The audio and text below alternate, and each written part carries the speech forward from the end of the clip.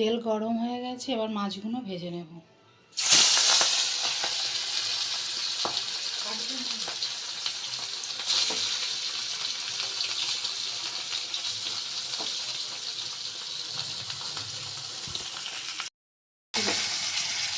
মাছ ভাজা হয়ে গেছে, এবার আমি তুলে নেব।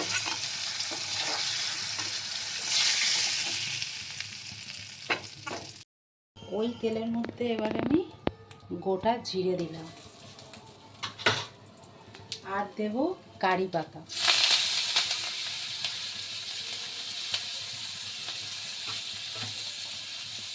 টমেটো দিলাম,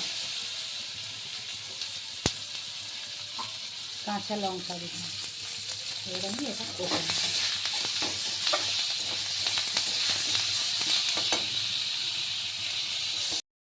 এখানে সর্ষে, পোস্ত, চারমগজ একসাথে বাটা আছে। এর মধ্যে আমি নুন দেব, হলুদ দেব,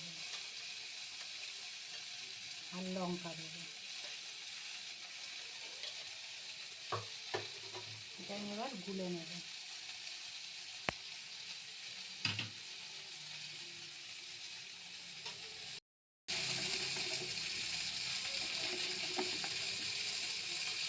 এটা আমি তরকারির মধ্যে দিয়ে দেব।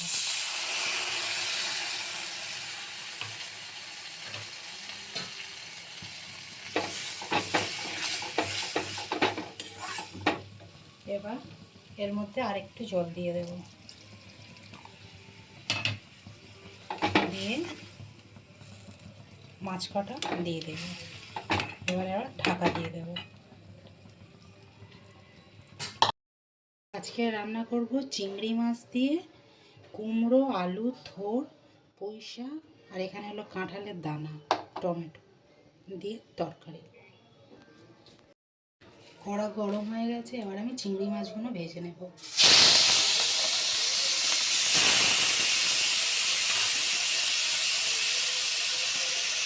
নুন দিলাম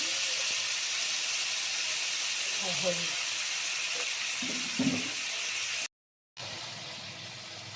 চিংড়ির সাথে পেঁয়াজগুলো আমি ভেজে নেব।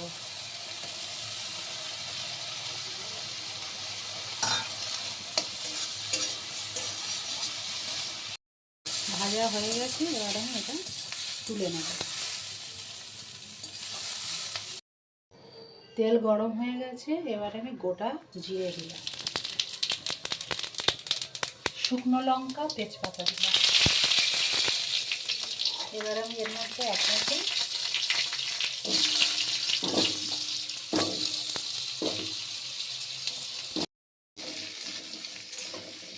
এবার আমি এর মধ্যে থোড়টা দিয়ে দেবো।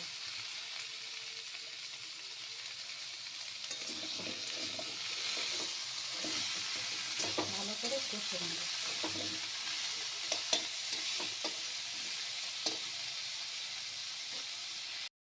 দেওয়া হয়নি, আদাটা এখানে দিয়ে দিলাম তেলের মধ্যে।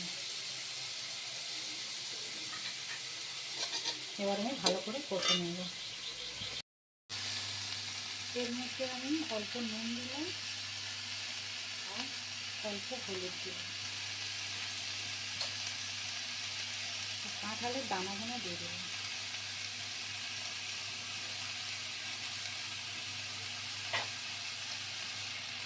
হয়ে গেছে, এবারে আমি পুঁই শাকগুলো দিয়ে দেবো।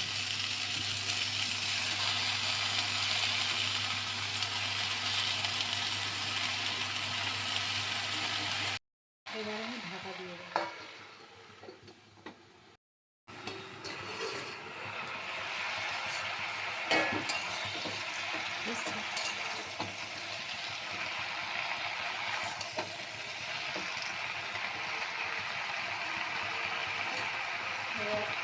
এবারে আমি গরম জল দিয়ে দেবো।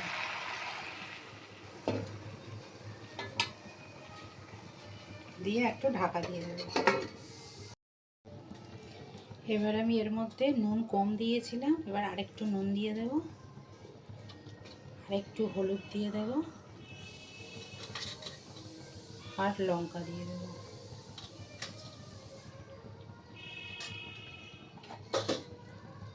সঙ্গে কটা কাঁচা লঙ্কা দিয়ে দেবো, আর যে চিংড়ি আর পেঁয়াজ ভেজে রেখেছিলাম এটা দিয়ে দেবো। এবার ঢাকা দিয়ে দেবো, 15 মিনিট হতে দেবো।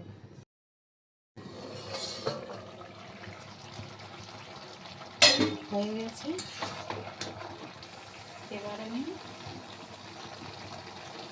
এর মধ্যে দেব সর্ষে আছে, তিল আছে, সাদা তিল আছে, আর চারমগজ আছে, তিনটে একসাথে বাটা।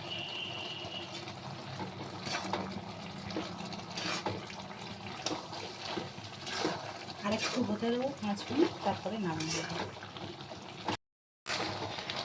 আমার রেডি রান্না, চিংড়ি মাছ দিয়ে কুমড়ো পুঁই শাক।